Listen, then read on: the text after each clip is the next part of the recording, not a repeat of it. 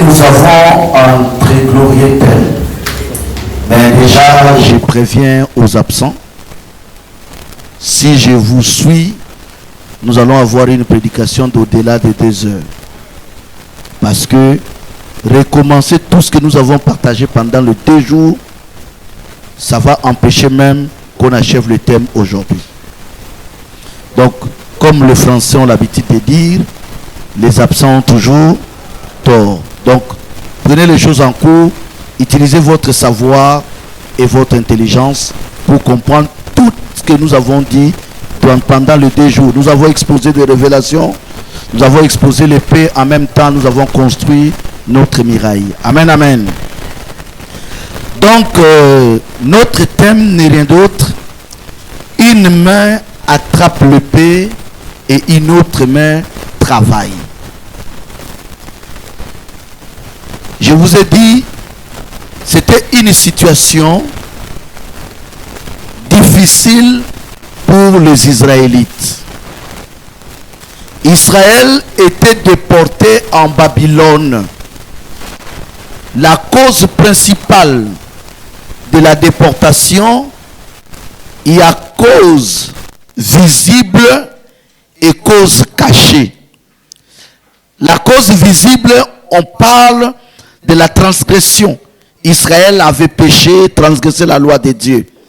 Mais la vraie cause, c'est la violation du sabbat des terres. Israël ne respectait plus le sabbat des terres. Voilà comment Dieu les a envoyés en captivité pendant 70 ans à Babylone. Après les 70 ans, Dieu s'est révélé à Daniel, le prophète, et il a dit ceci à Daniel: j'ai fixé 70 semaines pour ton peuple et pour la ville sainte de Jérusalem. Il va plus loin en disant: depuis le moment où la parole a annoncé que Jérusalem sera rétablie jusqu'au point au conducteur, il y a 7 semaines. Ça veut dire quoi? Avant la déportation, il y avait un temple à Jérusalem. Pendant la déportation, le temple était détruit. Israël est parti en captivité, 70 ans. Après les 70 ans, les exilés sont de retour en Jérusalem. Mais il y a un problème. Néhémie était parmi les exilés. Il avait besoin des informations. Connaître d'abord la santé de ses frères ex-exilés en Babylone. Connaître la santé des rescapés de l'exil. Et connaître aussi, avoir la nouvelle sur la ville de Jérusalem. Mais je vous dis, en ce qui concerne Jérusalem, la nouvelle n'était pas bonne. On dit à Néhémie, le mirail de Jérusalem est saccagé, totalement détruit. Plus loin même, ils ont mis du feu au niveau de la porte d'entrée. Tout était, selon le rapport, tout était en ruine.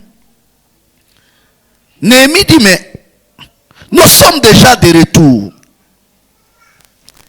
Mais Dieu avait dit à Daniel que Jérusalem sera comment? Rebâti. Alors si Dieu a dit quelque chose et c'est une prophétie, donc moi je dois me battre pour l'accomplissement de la parole de Dieu. Néhémie était attristé. Il a rencontré le roi. Il a demandé auprès du roi une lettre. Le roi a accordé. Le roi a écrit une lettre autorisant à Néhémie de rassembler les Juifs et rebâtir le mirail de Jérusalem. C'est comme ça que Néhémie est reparti. Il est parti en Jérusalem. Il a rassemblé 150 personnes et d'autres. Tout le monde était là vraiment dans la joie. Ils ont commencé à rebâtir le mirail de Jérusalem sans problème. Tout d'un coup, un groupe de gens, des Ammonites, des Arabes, des Astodiens, représentés par Tobija et Sambala, se sont levés pour combattre la construction. Ce n'est pas Néhémie qu'on combat, mais on combat la prophétie. Et toute personne qui combat la prophétie rencontre Dieu sur son chemin. Le problème, c'est que Néhémie a une couverture, Daniel 9. Depuis le moment où la parole a annoncé que Jérusalem sera rebâtie. Quand Dieu dit rebâtie, c'est Dieu lui-même qui conjugue son verbe. Il n'est pas question à une personne de se lever et combattre tout ce que Dieu dit. Et Tobija s'est érigé en ennemi de la parole de Dieu. Voilà comment Néhémie, voyant le risque, la haine. Nous allons lire Néhémie 4. À partir du verset 5. Non, 4. Néhémie 3, 8. Gagnons en temps, s'il vous plaît. Néhémie chapitre 4. Oui. À partir du verset 3. Gagnons en temps, s'il vous plaît. Tobija, l'ammonite, était à côté de lui. Et il dit. Qu'il bâtisse seulement. Si un renard s'élance, il renversera leur muraille de pierre. Écoute, ô notre Dieu. Comme nous sommes méprisés. Faire retomber leur insulte. Est-ce qu'il y a des gens qui sont méprisés dans la salle? Est-ce qu'il y a des gens qui subissent des insultes? Évoluons. Faire retomber leur insulte sur leur tête. Oui. Et livre-les au pillage sur une terre. Oui. Où ils soient captifs. Ne pardonne pas leur iniquité. Oui. Et que leur péché ne soit pas effacé de devant toi. Car ils ont offensé. Ceux qui bâtissent. Nous rebâtîmes la muraille. Qui fut partout achevée. Jusqu'à la moitié de sa hauteur. Et le peuple prit à cœur ce travail. Oui. Mais Sambala, Tobija, les Arabes, les Ammonites et les Asdodiens furent très irrités en apprenant que la réparation des murs avançait. Vous voyez? Donc, le progrès de quelqu'un fait du mal aux gens. Quand tu avances et ils veulent que tu recules, ils ont appris que les choses évoluent bien. Ils ont l'ordre du roi. Ça les a irrités. Ce n'est pas seulement l'insulte qui irrite quelqu'un, la jalousie aussi irrite. Descends, papa. Et que les brèches commençaient à se fermer. Oui. Ils se liguèrent tous ensemble pour venir attaquer Jérusalem et lui causer du dommage. Merci. Donc, ils vont faire ce qu'on appelle association des sorciers. Une ligue de personnes de mauvaise foi. Comme Hérode et Pilate, autrefois, se sont ligués contre Jésus et contre les apôtres. Mais quand il y a ligue, quand tu souffres de ça, qu'il y a des personnes qui se liguent contre toi, que ce soit au travail, que ce soit dans la famille, que ce soit quelque part, seule issue de sortie, selon Néhémie, c'est faire recours à la prière. Le verset 9. Il est écrit, nous priâmes notre Dieu.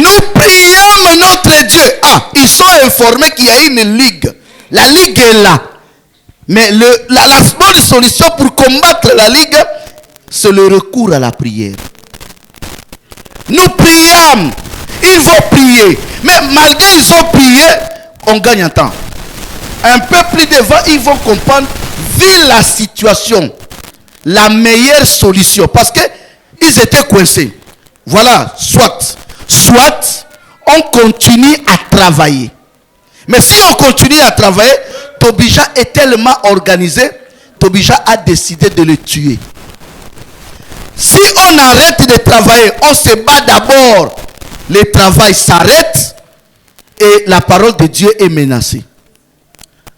Néhémie comprend que non. Nous avons la couverture de Daniel 9. Nous avons la prophétie. Nous avons la vraie parole à Mindoubé. Mais ça ne suffit pas. Il nous faut trouver une solution par rapport aux circonstances.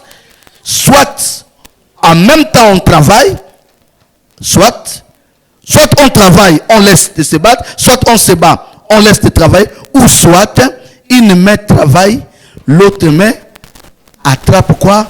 L'épée. Le verset 14, hein? 16. Oui, 16, merci. À partir du verset 16. Hein? Depuis ce jour, la moitié de mes serviteurs, travaillaient, et l'autre moitié, était armée de lances, de boucliers, d'arcs et de cuirasses. Oui. Les chefs étaient derrière toute la maison de Juda. Oui. Ceux qui bâtissaient la muraille, et ceux qui portaient ou chargeaient les fardeaux, travaillaient d'une main et tenaient une arme de l'autre. Chacun d'eux travaillait d'une main et tenait une arme, l'épée de l'autre.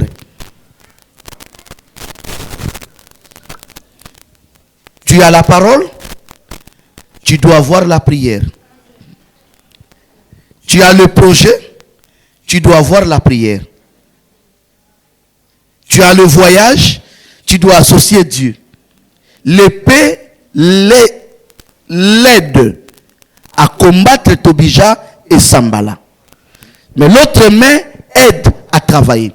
À construire quoi? L'objet ou le symbole de leur adoration.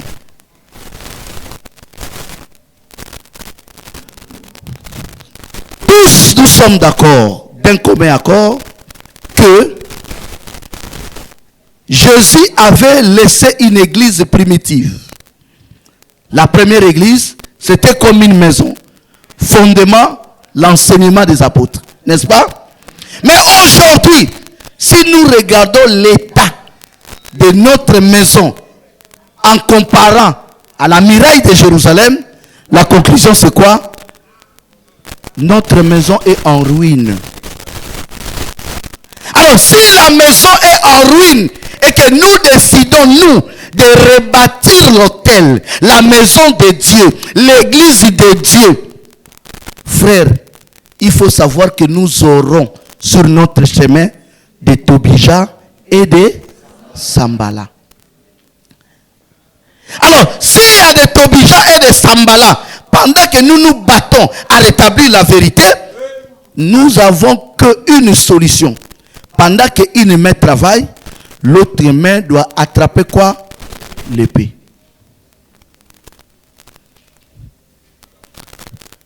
C'est ce que nous avons dit pendant les 2 jours. Maintenant, au chapitre 6, verset 15, par la grâce de Dieu, ils ont pu achever. On peut acclamer pour le Seigneur? Est-ce qu'on peut donner gloire au Seigneur? Le chapitre 6, verset 15. Ils ont achevé. Néhémie chapitre 6, dès le verset 15e.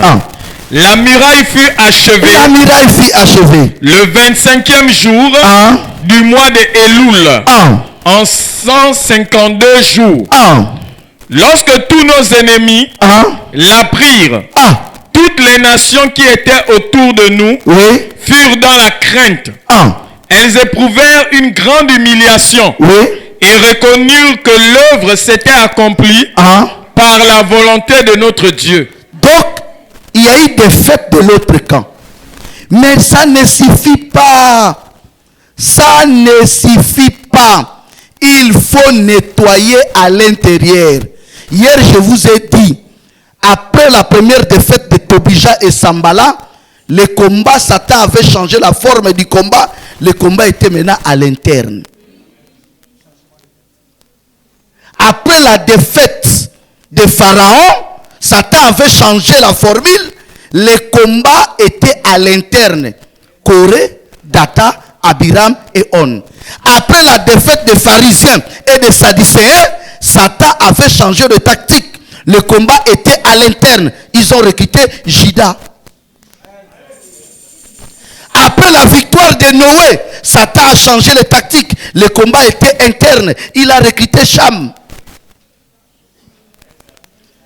Si tu arrives à vaincre tes adversaires, attention, Satan peut recruter tes enfants. Il peut recruter ta femme. Il peut recruter ton mari pour que tu puisses avoir un combat interne. Mieux vaut un combat externe qu'un combat interne. Le combat interne fragilise. Si le voisin est ton ennemi, tu peux avoir la capacité avec toute ta famille d'échouer son plan. Faire échouer son plan. Mais si ta femme est ton ennemi, tu vas faire l'AVC. Le voisin a des difficultés de te donner l'AVC. Il peut, mais tu vas résister. Mais ta femme peut le faire en moins d'1 heure. Ton mari peut le faire en moins de 30 minutes. C'est pourquoi Satan, il aime trop le combat éternel. Néhémie, après avoir achevé, il faut nettoyer. Il va constater une chose. Premièrement, Néhémie constate que l'effectif, la liste des serviteurs qu'il a, tous ne sont pas serviteurs de Dieu. Ayant cherché leur titre généalogique, on n'a pas trouvé. On dit non, ils ne peuvent pas manger les choses sacrées. Il faut d'abord attendre qu'un sacrificateur puisse consulter l'Urim et Tumim. Ça veut dire, même à l'intérieur, il y a des infiltrations. Tout le monde n'est pas frère. Je ne sais pas si quelqu'un comprend. Paul dit, les faux frères sont au milieu de nous. Ils ne sont pas à l'extérieur. Paul a cité des gens qui l'ont persécuté, tels que Alexandre, le forgeron, c'était un frère. Hyménée, c'était un frère. Fidèle et bien d'autres. L'Écriture nous dit, en regardant leur titre généalogique, ils ont compris que c'est des infiltrés. Néhémie va décider de faire quoi? La lecture de la loi. En lisant la loi, ils ont compris une chose que nous sommes même au 7e mois. Et selon l'histoire, selon Dieu, le 7e mois avait une fête. La fête de tabernacle. Ils ont dit, célébrons donc la fête. C'est en lisant la parole que nous avons compris que Noël et bonne année ne sont pas des fêtes de Dieu. En lisant la parole que nous avons compris que Pâques est déjà accompli. En lisant la parole que nous avons compris, il n'y a pas fête d'Ascension. En lisant la parole que nous avons compris, il n'y a pas fête de Pentecôte.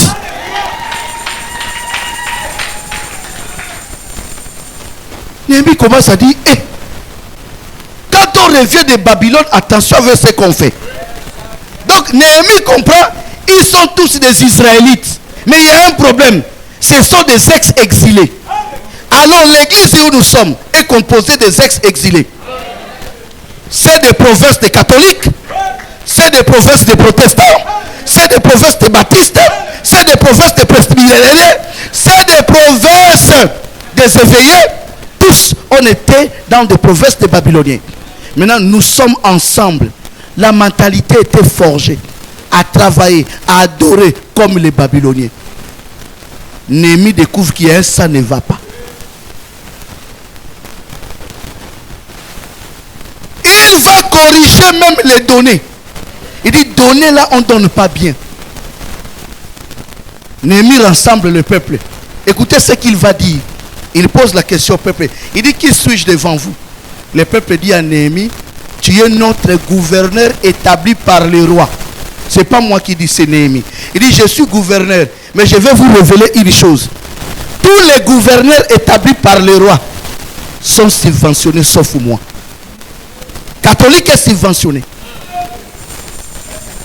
Protestant est subventionné. Toutes ces églises sont subventionnées. Ils tournent tout autour du roi. Ils construisent, ils parlent à la présidence, il y a des enveloppes. Il peut finir le bâtiment vite. Néhémie dit, moi je ne suis pas subventionné. C'est le seul gouverneur qui n'était pas subventionné par l'État. Mais il doit construire la muraille. Comment?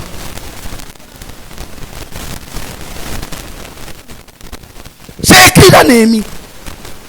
Il dit, unissons-nous, ne regardons pas la subvention de l'État. Fouillons qu'est-ce que Moïse a dit sur les données. Voilà comment ils ont établi les données. Les peuples ont commencé à donner leur libéralité. En lisant la loi, ils découvrent qu'il y a eu des faux mariages. Ils vont faire le divorce en masse. En lisant la loi, ils sont partis plus loin. Ils ont découvert même, Néhémie, après même il a découvert que le sabbat était violé. Alors, lorsqu'on parle de violer le sabbat, au temps de Néhémie, c'était quoi? Mira est achevé. Tout le monde sait que le sabbat, c'est le repos. Néhémie arrive à Jérusalem un jour, il constate les jours de sabbat, les gens continuent à vendre les choses au temple. Néhémie dit, mais comment il y a le commerce un jour de sabbat? Néhémie les a chassés. Ils sont revenus. Ce n'est pas Jésus la première personne à chasser les commerçants. Jésus ne faisait qu'accomplir Néhémie. C'est Néhémie qui les avait chassés. Après les avoir chassés, ils sont revenus. Néhémie a décidé, chaque sabbat, on doit fermer l'entrée principale de la ville et du temple pour empêcher les commerçants de venir vendre.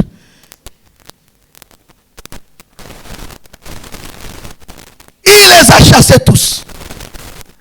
Alors, si les commerçants venaient vendre les sabbats, ça veut dire ils violaient les sabbats en travaillant. Mais si vous venez vous-même encore travailler, c'est que Dieu ne va plus travailler. Alors la majorité des églises qu'on a aujourd'hui violent les sabbats. Puisqu'ils ont interdit à Jésus de travailler, ils viennent avec leurs propres paroles. Si c'est eux qui travaillent les jours de sabbat, c'est qu'ils prêchent la fausse doctrine. Le sabbat, l'homme se repose, Dieu travaille à sa place. C'est pourquoi il mangeait la manne, sans travailler, sans ramasser. Les jours que Israël s'est levé, un sabbat, aller ramasser la manne, ils n'ont rien trouvé. Si vous décidez de travailler le sabbat, c'est que Jésus ne va pas travailler, il va vous laisser. Et aujourd'hui, ce sont que les commerçants qui travaillaient le sabbat. Nous, au moment où je vous dis, nous sommes en repos. Depuis là, c'est Christ qui travaille à notre place. C'est Christ qui parle à notre place. Voyant toutes ces choses, Néhémie a rétabli l'ordre. Mais laisse-moi vous dire, aujourd'hui, comprenons tout ça là, c'est parce qu'ils avaient lu la loi. Parce qu'ils avaient lu la loi. C'est grâce à la loi. On dit, ils ont découvert.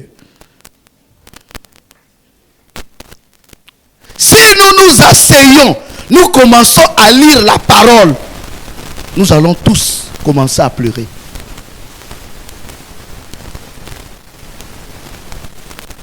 Je ne sais pas si quelqu'un comprend. Néhémie 8, à partir du premier verset. À partir du premier verset, Frère, oui. Il est écrit, alors tout le peuple s'assembla comme un seul homme sur la place qui est devant la porte des eaux.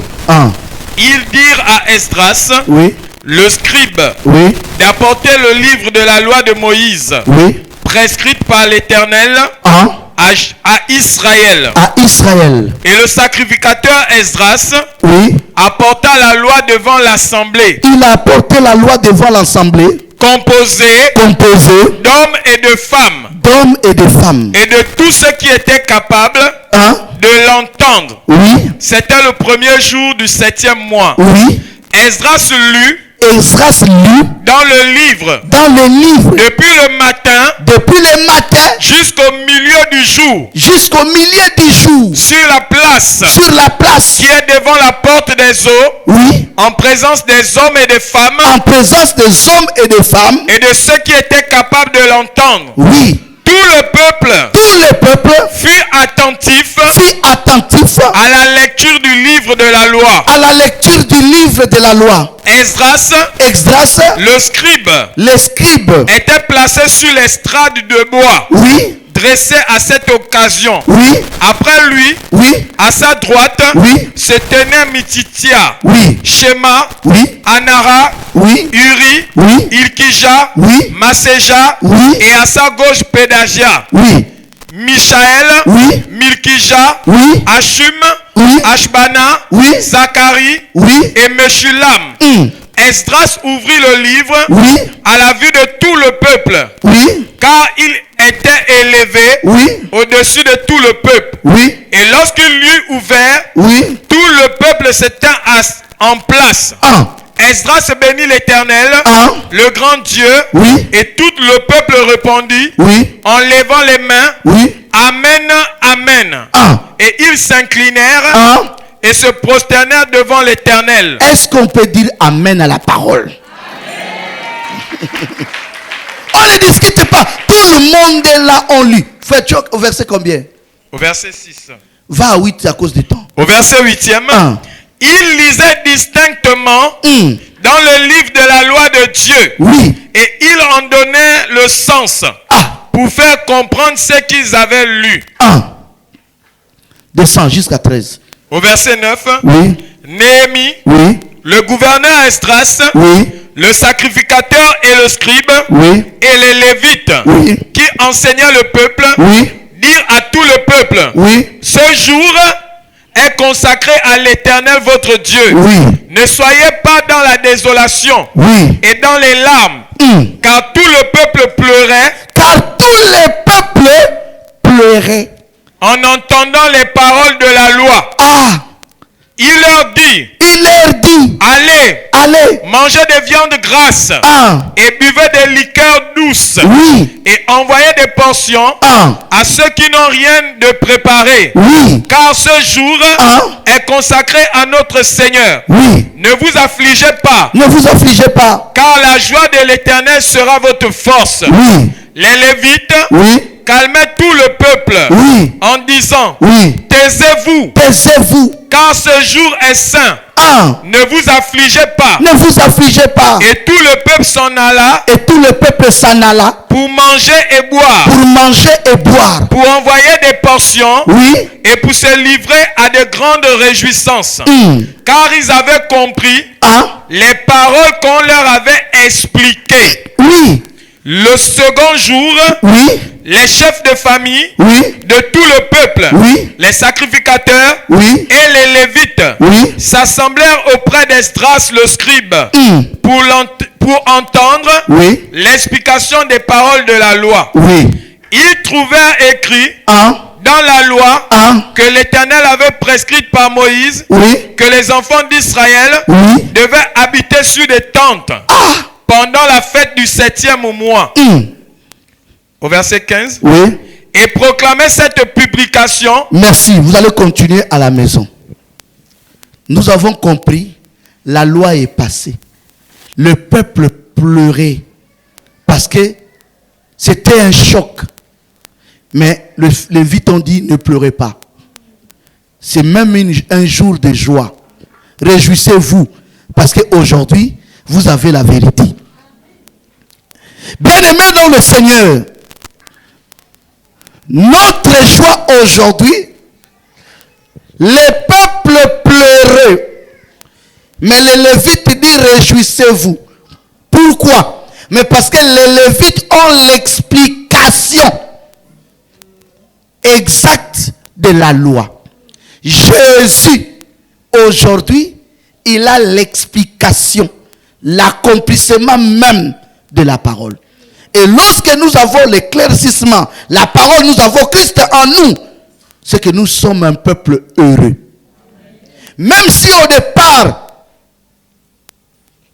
l'amertume va remplir notre cœur par rapport à notre désobéissance. Mais soyons en joie.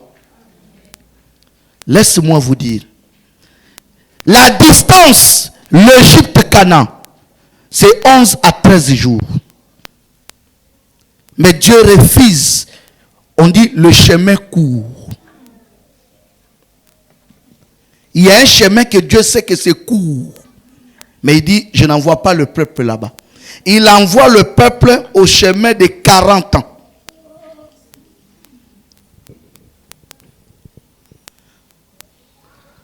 Premièrement, son problème, il veut que lorsqu'on emprunte un chemin, surtout le chemin de Dieu, qu'on ne puisse pas voir le retour. C'est un chemin sans retour. Lorsque tu acceptes Christ et que tu te mets vers la route qui mène vers la terre promise, qui est le ciel aujourd'hui, frère, c'est un chemin sans retour. Tu ne peux pas attraper la charrue et regarder en arrière. Je déconseille ceux qui veulent retourner dans leur ancienne vie. Ça ne va plus marcher. Parce que Dieu ne peut pas permettre que tu empruntes le chemin court. Il t'envoie au désert, pourquoi? Parce que c'est au désert qu'on rencontre notre Christ, qui est le pain, qui est la manne. Les chemins courts, s'ils empruntaient le chemin court, Dieu ne devait pas envoyer la manne, car ils avaient une provision. Ah, je ne sais pas si quelqu'un comprend. S'ils empruntaient le chemin de 11 jours, ils avaient la nourriture qu'ils avaient pillée chez les Égyptiens. 11 jours, c'est rien. Mais Dieu le fait passer par le chemin de 40 ans. Et il dit, pendant 40 ans, je vous ai nourri. Par quoi? La manne. C'est le pain de Dieu. Remarquez, Jésus, à chaque fois qu'il était au désert, même avec le serpent, ils ont parlé de ce pain-là. Même avec la foule, on dit ici c'est un lieu désertique. Libère la foule. Il dit non, trouvez-moi du pain. C'est lui qui a multiplié le pain au désert. C'est lui-même qui avait donné du pain à Israël au désert. Et Dieu t'envoie à des fois dans le désert, dans des situations difficiles, pour rencontrer ce pain-là. Est-ce que tu peux acclamer pour ce Jésus?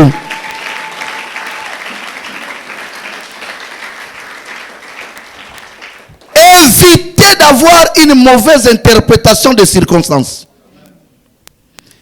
Lorsque Dieu décide de manifester ses attributs, il joue au Nintendo.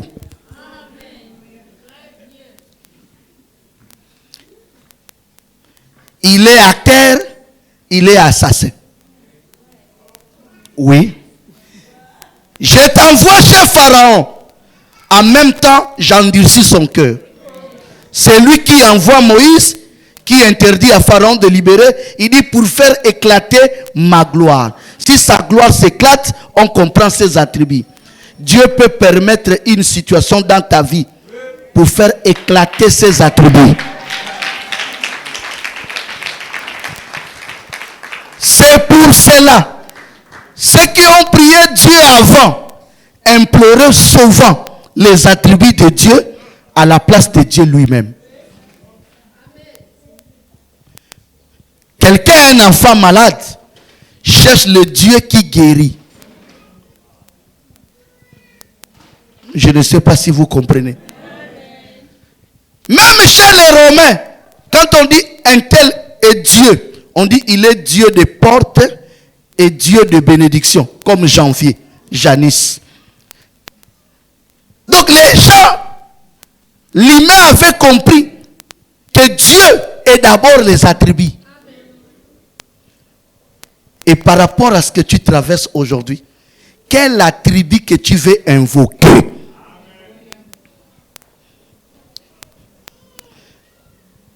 Par rapport à ce que tu vis, que ce soit au travail, quel attribut de Dieu? Dieu peut susciter l'adversité, le combat, l'épreuve, parce qu'il veut faire éclater sa gloire. Frère, il a dit aux enfants d'Israël, l'agneau pascal, on le tue au 40e jour. Au 14e jour. Mais on l'attrape au 10e jour. Il y a beaucoup de gens, ils sont dans leur 14e jour, mais ils sont à la recherche de l'agneau.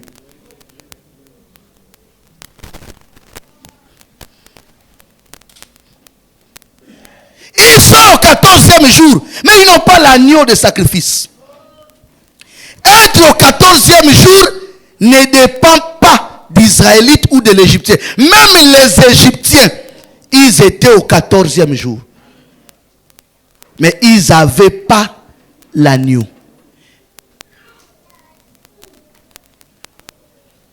Le 10e jour, attraper l'agneau.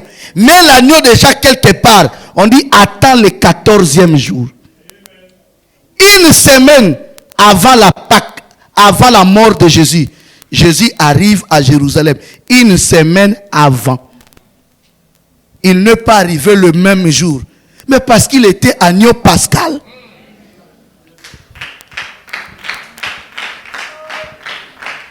Il dit montons à Jérusalem. Il y a des choses qui vont s'accomplir. Il arrive une semaine avant. Avant d'entrer, il dit allez-y détacher un anneau attaché. Il monte sur cet anneau. Mais Jésus arrive le sabbat, vendredi.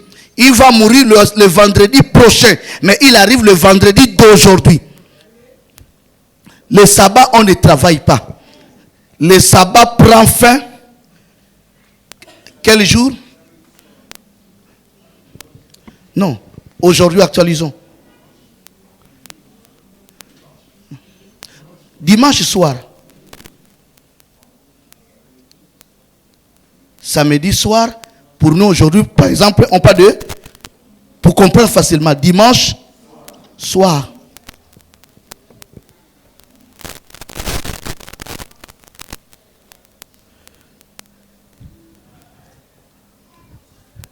S'il est mort un vendredi,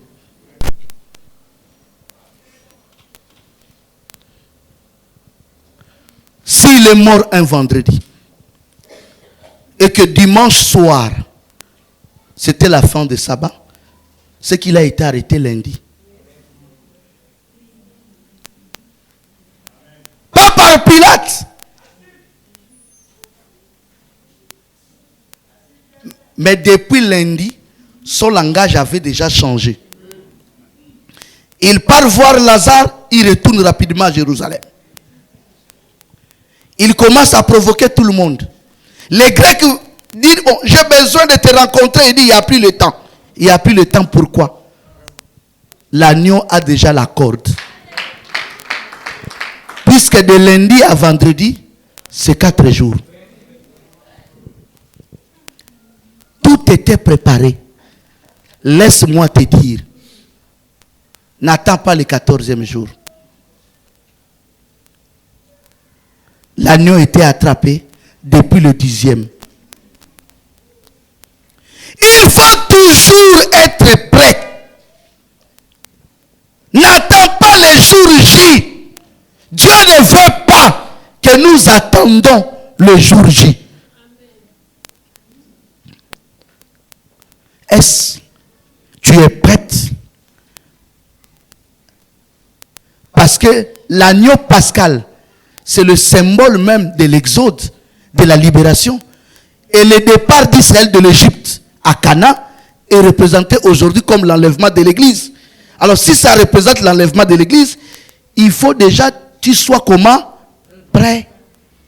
Et être prêt n'attend pas l'ordre de Pharaon. Être prêt, c'est déjà d'avoir l'agneau depuis le 10e jour. Même si tu n'as pas l'autorisation de Pharaon. Pharaon n'a pas libéré, mais l'agneau est déjà là. Tu auras des combats, mais est-ce que tu as déjà l'agneau? Est-ce que ta vie est déjà préparée au départ?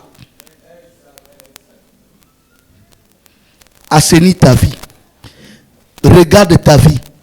Dieu ne veut pas de surprise. Il dit attraper l'agneau le 10e jour.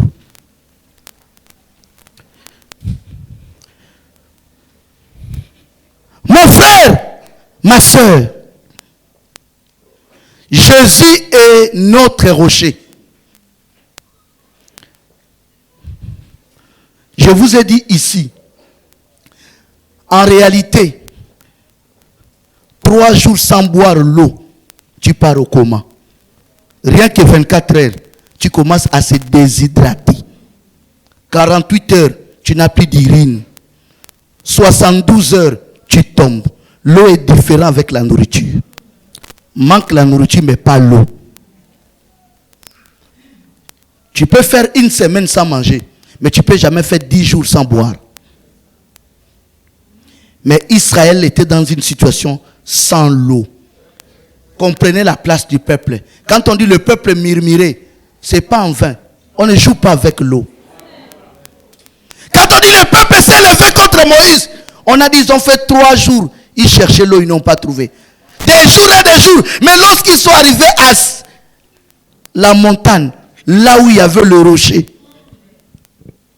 il fallait un bois pour taper le rocher, afin que l'eau jaillisse. Frère, les jours que Jésus a rendu l'âme, l'Écriture dit, le voile du temple s'est déchiré et les rochers se sont fondus. Mais lorsque les rochers ouvrent cette porte-là, qu'est-ce qui sort? C'est de l'eau. Et c'est cette eau-là qui te donne la vie ce matin. Dès qu'il a crié sur la croix, les bois de Moïse, les bois que Moïse avait utilisés pour frapper les rochers, on dit le voile s'est déchiré. Les rochers se sont fondus. Et la vie est sortie de sa côte. L'eau a coulé sur la croix. Aujourd'hui, ce même rocher est là. C'est la personne de Jésus-Christ. Je m'adresse à ceux qui ont soif de la justice. À travers Christ, vous serez rassasiés.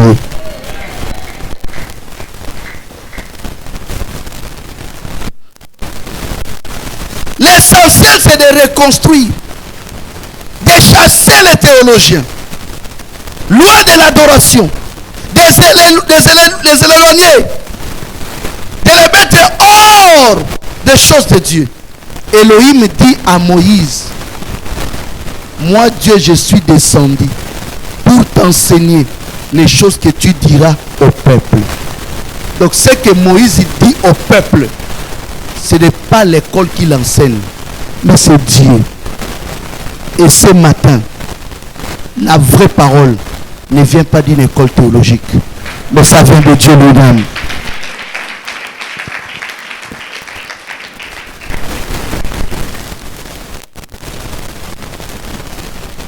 Rentre dans ton alliance avec Dieu. Je vous ai dit ici, l'alliance se renouvelle. J'insiste, l'alliance se renouvelle. Et je sais pourquoi.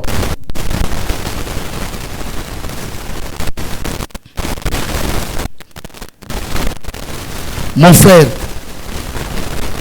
Sinaï, c'est ton Jésus. Là où Israël avait tissé l'alliance avec Dieu. Mais on dit Sinaï représente Agar, qui a enfanté étant dans la servitude. Ça veut dire, cette alliance est sortie. Israël l'a obtenue dans la servitude. Les fruits de l'enfant d'Agar, c'est la servitude. Regardez une alliance où on tisse, même aux mariés, on leur interdit de toucher leur femme. C'est quelle alliance? À Mont Sinaï, on dit pendant 3 jours que personne ne touche sa femme. Les jours J, même une bête n'a pas droit de toucher le bord de la montagne. Les jours J, pendant que le peuple veut écouter la voix de Dieu, il y a eu des tonnerres, des éclairs, du fumée. Tout le monde avait peur. Ça, c'est quelle alliance? Mais il y a un homme qui n'était pas concerné dans tout ça. Moïse. Il a touché le bord de la montagne. Il est monté. Mais parce qu'il était Jésus. Et Jésus aujourd'hui nous donne une alliance sans intimidation. C'est la grâce. Est-ce que tu peux acclamer très fort pour la grâce?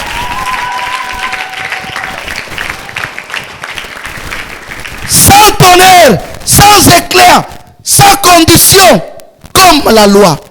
Jésus est notre Sinaï. Il est notre Sinaï. Tobija s'est levé. Sambala s'est levé. Mais Dieu était avec son peuple. Joseph a commencé son ministère à quel âge? 30 ans. Remarquez, il était le précurseur de ses frères. Il est arrivé en Égypte avant eux.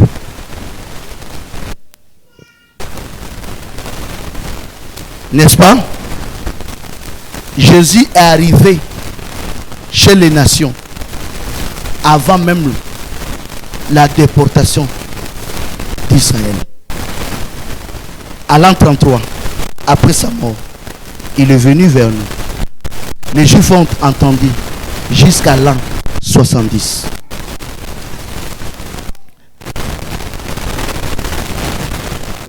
De 33 à 70, ça fait combien?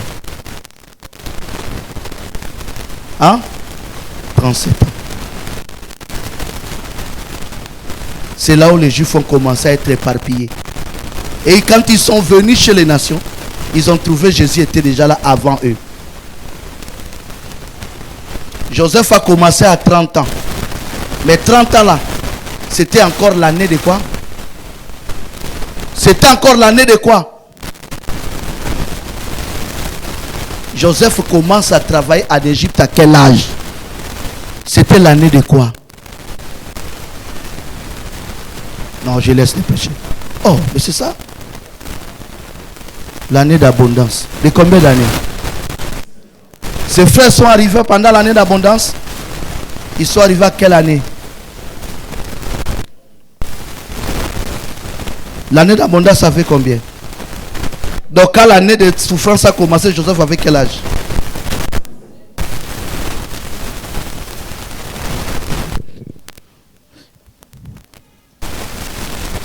Laisse-moi dire à quelqu'un, Jésus t'a précédé partout.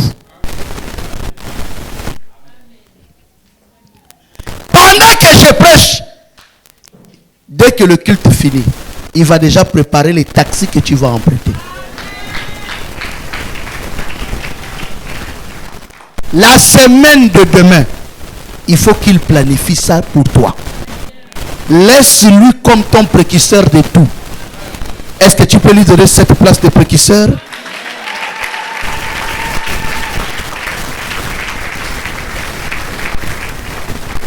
Tout ce que Néhémie faisait, sa force, c'est que Dieu était devant lui.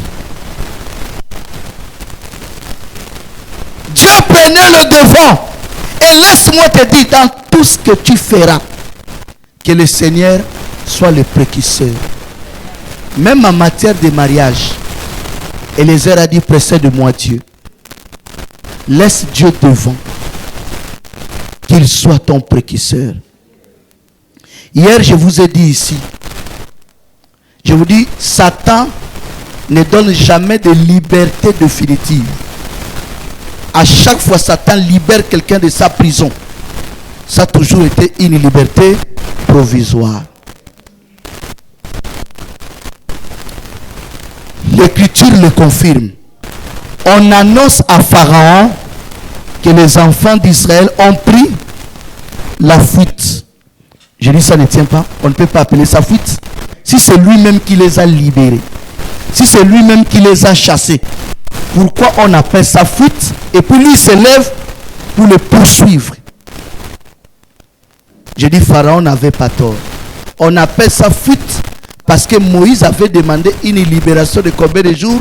3 jours. Au-delà de 3 jours, ce n'est plus une libération. C'est la fuite. Donc Pharaon avait libéré provisoirement. Et Jésus dit, lorsqu'un esprit part d'un corps, il ne part pas.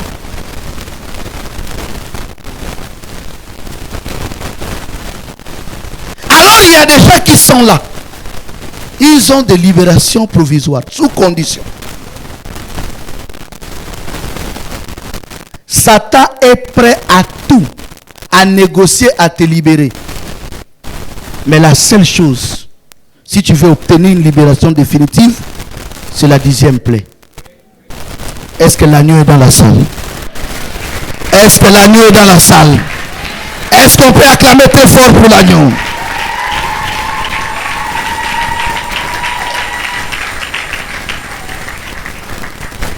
C'est en lisant la loi, en lisant l'histoire d'Israël, que les peuples avaient compris. Voilà ce que Dieu avait dit. Actualisons les choses. J'avais écouté une fois ici, quelqu'un murmurait. Il dit, il est prophète. Il parle de la conférence de Berlin. Ça fait quoi? On s'en fout de la conférence de Berlin. Après des années, on se retrouve à la Cour internationale de la justice. Tout le monde est paniqué. L'affaire Mbani, l'affaire Mbani, l'affaire Mbani. Mais c'est la conférence de Berlin qui a géré ça. Cette personne doit venir demander pardon.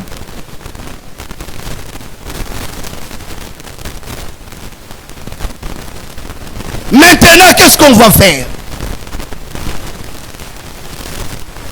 Les Guinéens de Mongomo directement deviennent des Gabon. Quand on ne connaît rien, on ne parle pas. Les Gabonais de Médouné deviennent quoi? Est-ce qu'il y a déjà des Médouné là? Quand on ne connaît pas, on ne parle pas. Quand on est ignorant, on se tait. On parle dans le bar. On ne prend pas le téléphone pour parler. On reste dans le bar pour parler. On va parler de Paris Saint-Germain.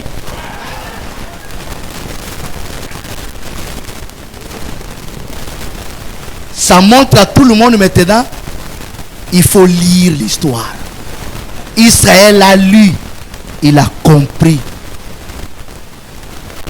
Frère, ma soeur, je vous ai dit que les séquelles de la colonisation ne nous poussent pas à créer une religion.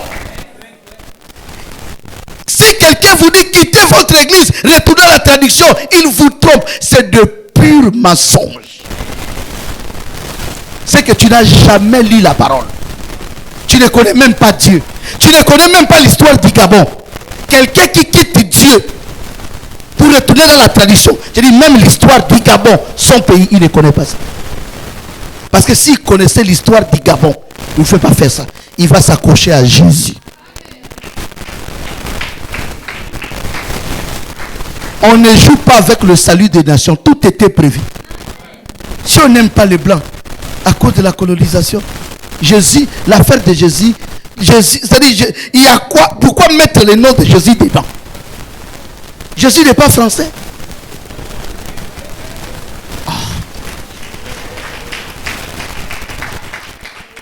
Revisiter ton cahier de l'histoire. Il y a un grand professeur de l'histoire, Ratanga, François est mort à l'IOB. Là, il était professeur à l'IOB. Mais allez-y, il y a des bibliothèques là-bas. Pourquoi vous ne les lisez pas? On n'interdit pas les gens. Allez lire. Avant de parler, il faut lire. L'Europe était d'abord gréco-romain. C'est que l'Europe avait aussi des traditions comme nous. Et leur Dieu. Ne les haïssez pas. En retournant vers nos dieux, nos dieux, nos dieux. Mais l'Europe avait aussi des dieux. Dieu soleil, c'est pas un dieu gabonais, c'est un dieu européen. Mais l'Europe est devenue judéo-chrétienne. Dès que tu comprends que l'Europe est devenue judéo-chrétienne, c'est que l'Europe a été évangélisée. Et tu vas discuter pourquoi? Les Européens s'appelaient Monsieur Mouton. Il n'y a jamais eu Européen qui s'appelle Pierre. Il n'y a jamais Européen Matthieu. Il n'y a jamais Européen Abraham. Si un Français s'appelle Abraham, c'est que son grand-parent a été judaïsé. Quand vous parlez de la tradition ce n'est pas seulement le Gabon. La tradition, ce n'est pas seulement l'Afrique. Les Européens aussi ont leur tradition. Mais ils ont tout abandonné à cause de ce même Jésus. Jésus n'est pas européen.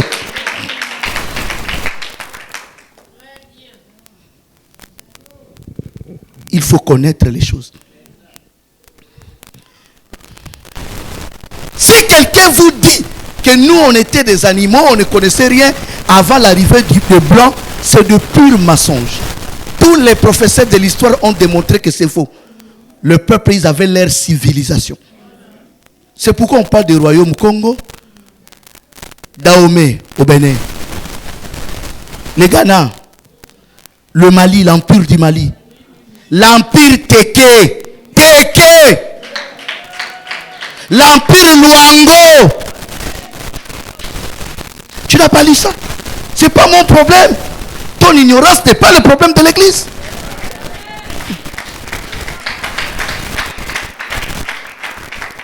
Il y a eu des empires et des royaumes. Royaume Congo, c'est où? Frère, avant l'arrivée de Blanc, nos parents, ils avaient le calendrier. Mais sauf que ils utilisaient le calendrier linéaire. C'est pour cela, les mois portaient le nom de la ligne. Les tékés sont où? Est-ce qu'il y a un téké dans la salle? Comment s'appelle la ligne en téké? Hein? La ligne en téké, oui maman. Quoi? Vini, pourquoi une contradiction? Non, je ne parle pas de Obamba d'abord, je parle de téké.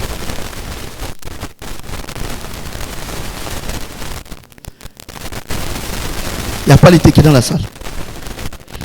Oui. J'ai besoin d'écouter les tékés parler. La lune en téké, c'est quoi? C'est ça. C'est ça le véritable. Et le mois, c'est quoi? Non, le mois. Hein? Non. J'ai dit les mois. Le mois, c'est tu. Et la ligne. C'est pareil. Allez-y chercher. Ouais, les tékés d'aujourd'hui. Ah! Les tékés d'aujourd'hui. Les mois portent le même nom que la ligne. Est-ce qu'il y a les Bakongo du Congo ici? Les gens du royaume Congo. Les mois à Lingala, c'est quoi? Les mois à Lingala, Sanza. Et la ligne à Lingala. La ligne à Lingala. C'est Sanza aussi. Ah, vous voyez? Les gens oublient les choses. Mais...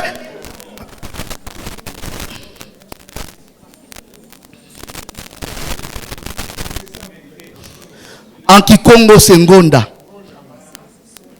La ligne, Ngonda aussi, c'est le mois. Allez demander ton père et ta mère ce soir. Tu vas remarquer que la ligne portait même nom que le mois. C'est pour dire ils avaient un calendrier, mais leur mois, c'était un calendrier linéaire. Est-ce que quelqu'un comprend? Le blanc n'était pas encore là. Mais lorsque le blanc est arrivé, il faut comprendre qu'est-ce qui amène le blanc en Afrique. Et qui ouvre la porte? Ce n'est pas Jésus, c'est nous-mêmes. Mais où était votre tradition pour empêcher ça? Allez-y, faites appel au professeur. Même à la Gabon Télévision, faites appel au professeur. Qu'il vous dise la vérité. Ne condamnez pas le blanc ni Jésus. Où était votre tradition? Les blancs ne se sont pas levés un bon matin pour venir en Afrique. Les blancs, les Européens, achetaient leurs épices en Inde. Ils faisaient leur commerce de l'Europe en Inde. Mais il y a eu un problème. Au XIIe et au XIIIe siècle, le pape, le menteur, c'est le menteur, le pape, qui a dit, nous devons tout faire pour libérer Jérusalem. Il n'a pas de prophétie comme Néhémie. Vous voyez, c'est pourquoi je l'appelle menteur. C'est le pape qui vous a mis en esclavage. Suivez-moi attentivement. Néhémie s'est levé sous couverture de Daniel. Le pape se lève avec son initiative personnelle. Il dit, Jérusalem, c'est pour Dieu. Allons libérer Jérusalem. Le pape va organiser une armée qu'on appelait des croisés. Ils ont commencé ce qu'on appelle la croisade. On les appelait des croisés parce qu'ils portaient des croix sur leurs vêtements. Il y avait des croix, des croisés. L'objectif était quoi? Libérer Jérusalem. Les papes vengeaient contre les Juifs. Jérusalem était occupée par les musulmans, les Arabes. Quand ils sont arrivés, ils ont tué les Arabes et les Juifs. Pourquoi les Juifs? Parce que pour le pape, c'est les Juifs qui ont tué Jésus.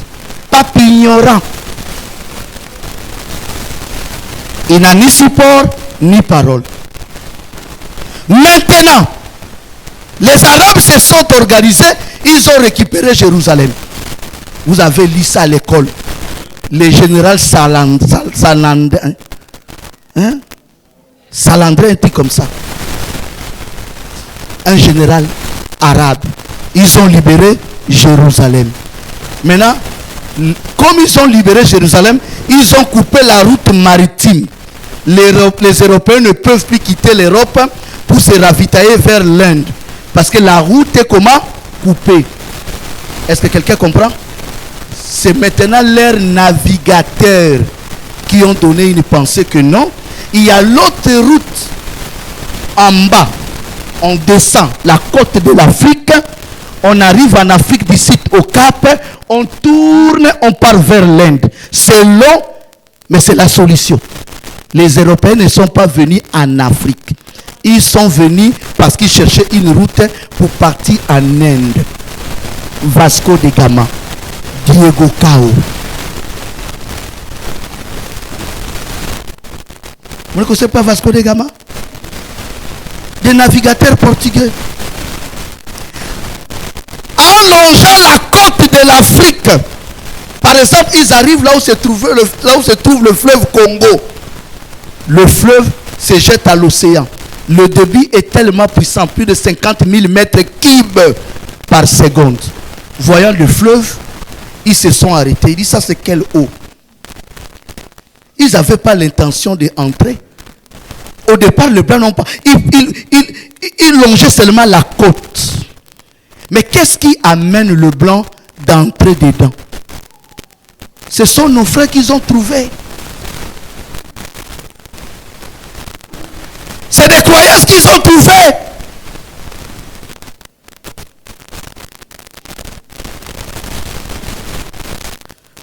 Nos frères ont dit aux blancs, il y a un grand royaume à l'intérieur. Dès que les blancs écoutaient, c'est dit, oh, nous cherchons un royaume depuis perdu. Le royaume du prêtre Jean. Et ce n'est pas ce même royaume? La curiosité commence. Mais ils ne peuvent pas naviguer le long du fleuve parce qu'il y avait des chutes de vent. Ils se sont arrêtés dans une ville qu'on appelait Matadi. Il y a des chutes. La navigation était difficile. Ils ont décidé de retourner. Mais le problème c'est quoi? Le problème c'est que nos parents, ils avaient une croyance. Les morts ne meurent jamais. En réalité, ils partent dans le monde des morts. Quand ils ont vu les Blancs de loin venir dans l'eau et voyant leur peau, pour eux, ils ont cru que les revenants sont venus. Et en Kikongo, revenant veut dire Mundele. C'est pourquoi ils appellent le blanc le Mundele. C'est votre croyance, ça vous est pas Jésus. Vous voyez, les Congolais aiment trop l'Europe. C'est les premiers à partir. Ils sont montés dans le bateau de Diego Cao.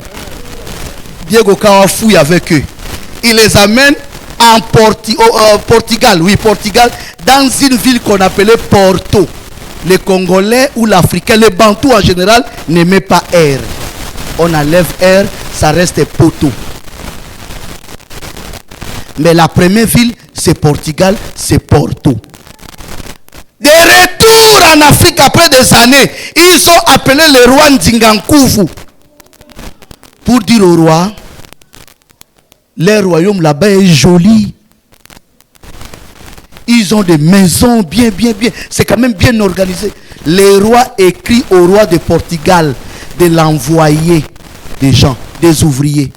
Le roi de Portugal envoie les ouvriers et les missionnaires. Les missionnaires sont arrivés. La personne qui demande le baptême, c'est le roi. Sans couteau, il n'y avait pas de colonisation. Le roi dit, je crois que c'est votre Dieu qui vous donne la prospérité. Le roi s'est fait baptiser.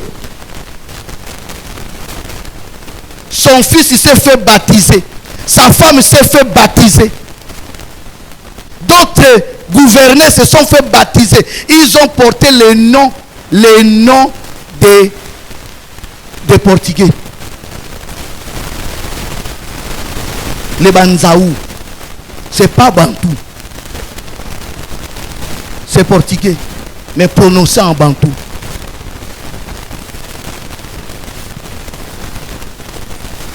Joao. Merci. Don Joao. Don veut dire, c'est le nom du respect. Le respect que le portugais. Chez les Espagnols, don veut dire le respect. Pour un homme, pour une femme, donna. Ils ont porté les noms. On ne les a jamais obligés. Le roi va renoncer à cause d'une seule chose, la polygamie. Parce que le roi avait plusieurs femmes. Il ne pouvait pas s'y porter. Frère, jusqu'à présent, il n'y a pas d'esclavagisme. Il n'y a pas la colonisation. On traite bien. Les gens acceptent la religion catholique sans pression. La pression commence parce que Diego Cao, Vasco de Gama et les autres ont emprunté le long de la côte de l'Afrique. Mais l'autre explorateur a dit non, moi pour partir en Inde, moi je prends la route de l'Ouest. Lui c'est Christophe Colomb.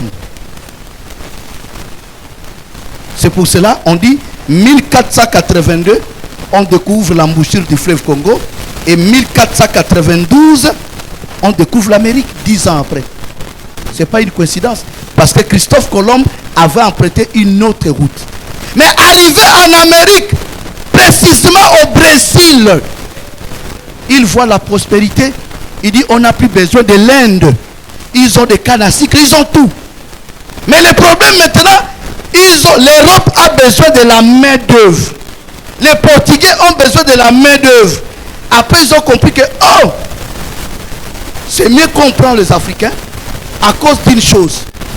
Les climats du Brésil et de l'Afrique c'est pareil. Deuxièmement, nous avons tous des maladies tropicales. Il y a le palu en Brésil à un niveau plus que même l'Afrique à cause de l'Amazonie. Voilà comment ils ont commencé maintenant à faire ce qu'on appelle vente des esclaves. C'est devenu comme le pétrole du 15e siècle. C'est ça. Tout le monde est entré dans ce business-là. Les prêtres, les rois, les gens qui... Les blancs ne sont jamais venus à Franceville attraper les esclaves. Ce sont nos frères qui étaient des commissionnaires.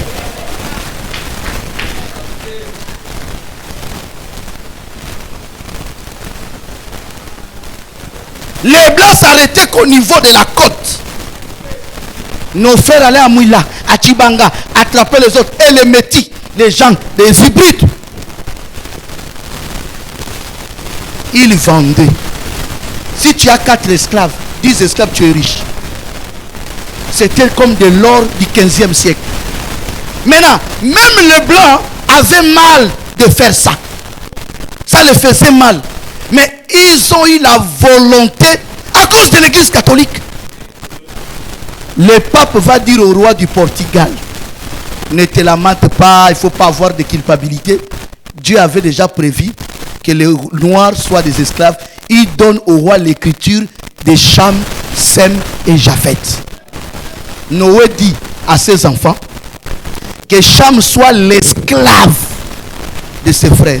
Pour le blanc, les noirs, nous sommes des descendants de Cham. Et c'est normal, Dieu avait dit que les noirs soient les esclaves des blancs. C'est pas Jésus qui a dit, c'est le pape.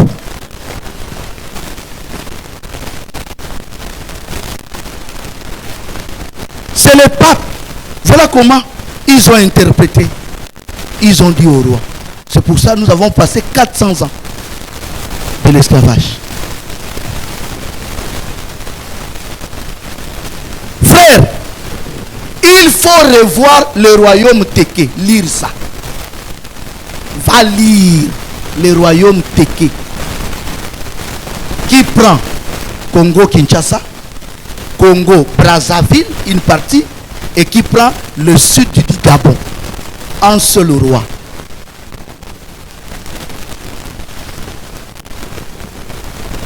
Je ne sais pas si quelqu'un comprend. Makoko, c'est même le nom du roi. Roi, c'est Makoko. Makoko, c'est le roi. Roi, c'est Makoko.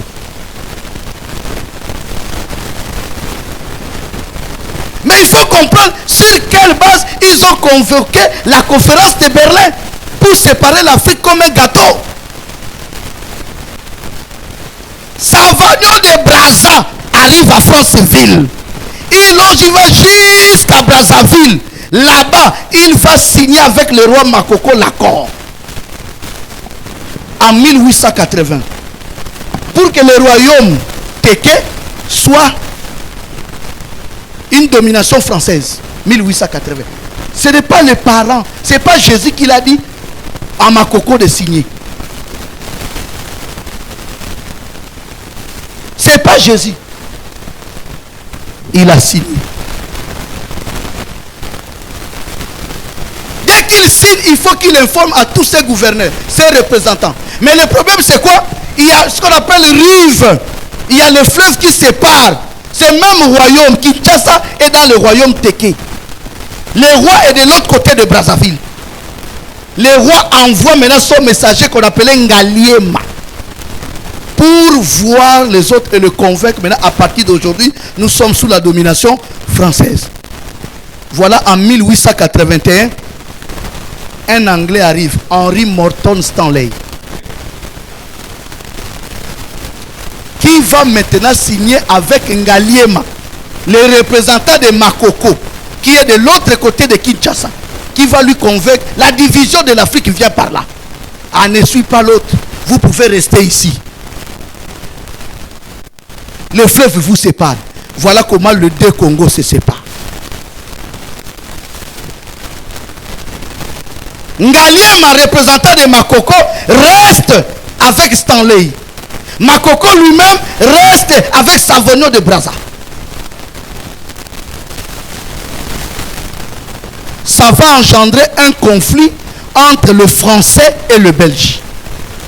Et pour régler tous les conflits liés en Afrique, parce que les conflits n'étaient pas seulement le royaume Téké, il y avait aussi les conflits en Égypte, entre le français et les anglais. En Tunisie, entre les français et les italiens. Et un peu partout. Au Cameroun, partout, il y avait des conflits. C'est comme ça qu'ils vont convoquer la conférence de Berlin en 1885. Pour maintenant fixer les frontières. C'est leur affaire.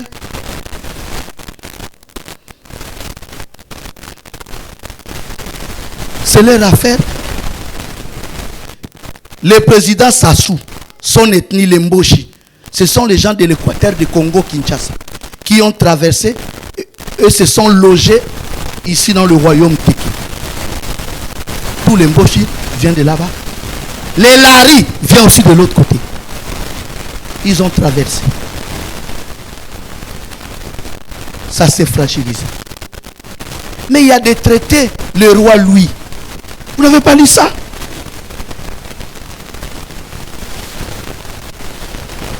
C'est une manière de vous dire, le problème, ce n'est pas Jésus, ce n'est pas la Bible.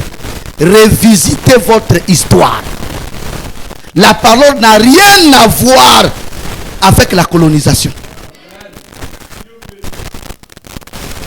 Ça n'a rien à voir. 1888, la capitale de Congo-Gabon, des Français là. Congo-Gabon, ils avaient un truc là, ils appelaient ça comme ça. C'était d'abord Libreville. Ce n'était pas Brazzaville, c'était d'abord Libreville. Mais à cause du fleuve, c'est comme ça qu'ils ont déporté ça.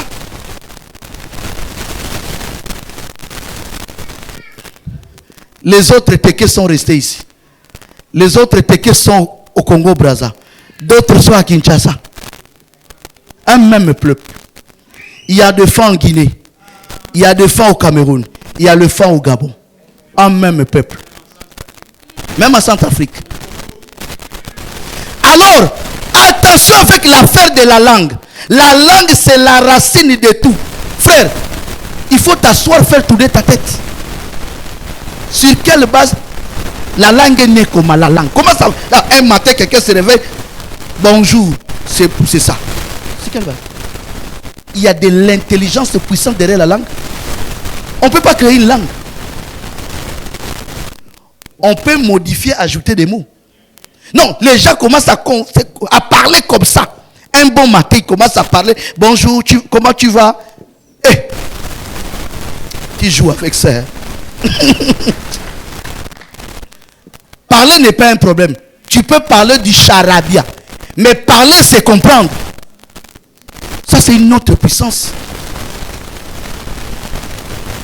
Mais lorsqu'on parle de langue dans la Bible, on parle selon les fils de Sem, selon leur langue. Donc, quand on parle de femmes, tous, même origine. C'est des enfants d'un même père. À chaque fois Dieu parle de langue, il dit selon leur famille, selon leur langue. C'est la même famille. La langue est liée à la famille.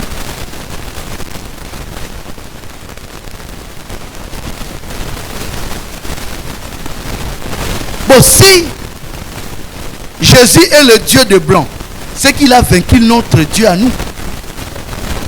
Je ne prie pas un Dieu faible.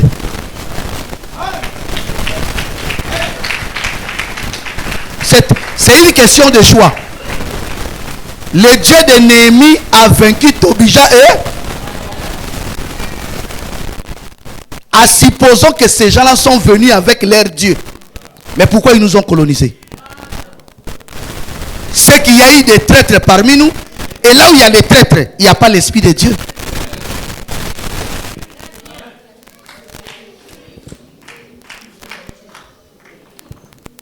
Je l'ai redit.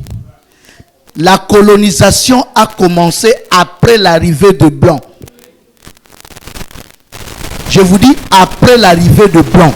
Ce n'est pas le même jour, même mois, même année la colonisation a commencé. Non, les Blancs nous respectaient. Et c'était volontairement que les gens commençaient à donner leur vie à Jésus, mais dans une fausse église. J'ai discuté avec beaucoup de Congolais. Ils ont une tradition, ils ont même un prophète. Le prophète des Noirs, Simon Kimbangu. Un cadre de leur église m'a dit que je suis perdu. J'ai trahi mes ancêtres. Je dis comment? Il dit en réalité, toi tu n'es pas prophète. Je dis comment? Il dit ton prophète à toi, c'est Simon Kimbangu. C'est de l'aventure. C'est un jeune frère protestant. Et je lui ai posé la question. Comment il a eu ce nom de Simon? Il n'y a aucun bantou qui s'appelle Simon. Un prophète qui s'appelle Simon, ça veut dire qu'il a été évangélisé par le blanc.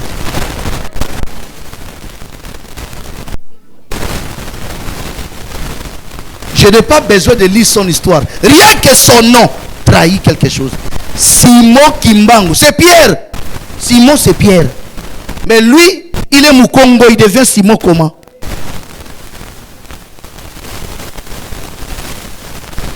Alors quand tu lis son histoire, c'est un frère protestant. C'est un jeune frère, il n'est même pas prophète. Peut-être qu'il avait un don de guérison, je ne sais pas. Mais c'est un frère protestant. Baptisé par le protestant. J'ai approfondi. Suivre maintenant les numéros 1 de son église. Au moment où je vous parle, suivre sa prédication. Mais j'ai failli me suicider. J'ai directement dit c'est une fausse église. Les numéros 1 des Kimbanguistes, les descendants de Simon Kimbangu en train de prêcher. Un papa, tous les présidents du Congo sont partis devant lui, se mettre à genoux. Les puissants, pour se mettre devant cet homme, tu enlèves les chaussures. Tu te mets à genoux, il prie pour lui. Un incrédule. Je peux lui comparer à quel frère qui lui dépasse de la connaissance. Même un frère de 15 ans a plus la connaissance que lui. Écoutez, pendant la prédication, le papa dit: mes enfants, je vous exhorte à avoir une foi comme notre sœur Élisée. Ça a attiré mon attention. Je ne dis pas de quelle Élisée. Parce qu'au Congo, la majorité des femmes, leur prénom c'est des Élysées. La femme de mon grand frère aussi s'appelle Élisée. Il avance. Il dit, Élisée, on l'avait enterré quelque part. C'est lui qui est le représentant numéro 1 de l'église kimbanguiste. Il explique, il dit, on a enterré Élisée quelque part. Quelques années après, les Juifs sont venus, ils se sont déplacés pour enterrer une personne. Mais arrivé, pendant qu'ils creusaient, vous voyez souvent dans le cimetière, à des fois, on crée sur l'ancienne tombe, voilà. Dès qu'ils ont posé le corps de jeune là, on dit le corps a touché les ossements d'Élisée. C'est dans la Bible. On dit, ce monsieur-là a repris vie. Il a pris cette histoire-là. Et il insiste. Ça montre que pendant que la sœur Élisée vivait, elle avait la foi. Donc lui qui est représentant numéro 1, ne sait même pas que Élisée était un homme.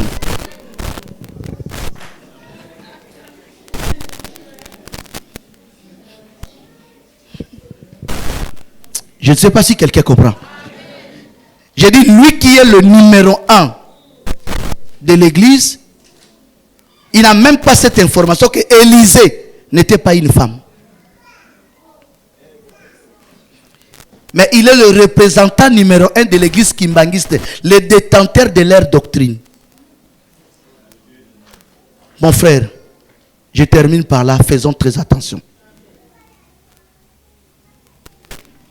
Accrochons-nous à la parole véritable. L'exhortation de ce matin, c'est pour préparer ton esprit à comprendre 3 choses. Je méditais, j'étais quelque part. J'ai compris que la formule que j'avais avant n'était pas la bonne. Avant, je me disais, je règle d'abord tous mes problèmes. Tel problème. Et après, je veux vraiment me concentrer à tel service. Mais j'ai constaté, c'est comme si je pars de problème en problème. Et après plusieurs années, j'ai compris que les problèmes ne vont jamais s'arrêter. Ce qui est mieux, c'est qu'une main règle le problème, l'autre main attrape l'épée. Je ne sais pas si quelqu'un comprend. Je m'adresse maintenant à toi. Tu as la parole. Tu crois la parole. Mais tu as aussi des projets. Tu as aussi une vie. Faites comme les Israélites. Une main à l'épée, une main travaille. Tu as un rendez-vous demain. Ne parle pas seulement au rendez-vous. Parle aussi avec la prière. Tu as la parole, tu as aussi une vie de prière. Si Néhémie disait, seul Daniel 9 nous couvre, imaginons la suite. La muraille devait être construite. Daniel vous couvre. Mais malgré Daniel 9 couvre Néhémie et son peuple, ils se sont levés au moins pour prier. Aujourd'hui, nous sommes en train de défendre le symbole de l'adoration. La parole. Comme Israël. Lorsque tu empruntes la voie de la vérité, lorsque tu empruntes la voie de Dieu, la persécution est à côté. Je vais vous choquer. Nous n'avons pas eu le temps de lire ça. Mais au chapitre 13, Néhémie va découvrir que Tobija, Sambala, la majorité des gens qui persécutaient Israël, c'était des Ammonites. Le problème c'est quoi? Suivez très bien. Il va dire aux Israélites, il y a une chose qu'on avait oubliée. Les Moabites, les Ammonites, Dieu avait dit éviter ces gens. Pourquoi? Ce sont vos frères dans la chair. Moab et Ammon sont des fils de qui? Lot. Lot est le neveu de qui? D'Abraham. Abraham c'est Israël. Puis c'est Jacob, c'est le fils d'Abraham. Donc entre Lot et Abraham c'est la famille. Entre Ammonite et Israël c'est la famille. Je vais vous choquer. Après la construction du temple, de lieu d'adoration, Tobija avait même une chambre qu'un parent israélite l'avait donnée dans le temple. C'est Néhémie qui l'avait chassé. Le problème c'est quoi? Pour eux, c'était leur frère. Mais après avoir lu la parole, on peut croire que les catholiques sont nos frères. Parce qu'on nous appelle tous des chrétiens. Les protestants, c'est nos frères. Parce qu'on nous appelle tous des chrétiens. Mais après avoir vérifié très bien, nous allons comprendre qu'on ne peut pas s'assembler. Alors qu'ils prennent les objets qu'ils ont ici à l'intérieur. On a vidé la chambre. Tu as l'écriture, frère? Néhémie chapitre 13, à partir du verset 4. Après cela, le sacrificateur Eliashib, établi dans les chambres de la maison de notre Dieu et parent de Tobija, avait disposé pour lui une grande chambre où l'on mettait auparavant les offrandes, l'encens, les ustensiles, la dîme du blé, du mou et de l'huile. Un peu plus devant, Néhémie a évacué tout. Il a tout enlevé. Et il a même sanctifié la chambre. À la fin de l'année, j'obtins du roi la permission de revenir. Un peu plus devant, on court derrière les temps, frère. J'en éprouvais un vif déplaisir. Et je jetais hors de la chambre. Hors de la chambre. Tous les objets qui appartenaient à Tobija. Est-ce qu'on peut se débarrasser de tout ça là aujourd'hui? Pourquoi vous êtes trop triste? Est-ce qu'on peut se débarrasser de ces objets qu'on trouve ici parmi nous? Tobija c'est un ammonite. Certes, on nous appelle tous des chrétiens. Mais quand on lit la parole, on va découvrir qu'on ne peut pas s'assembler. Maintenant, incline ta tête, nous allons prier. Tu vas disposer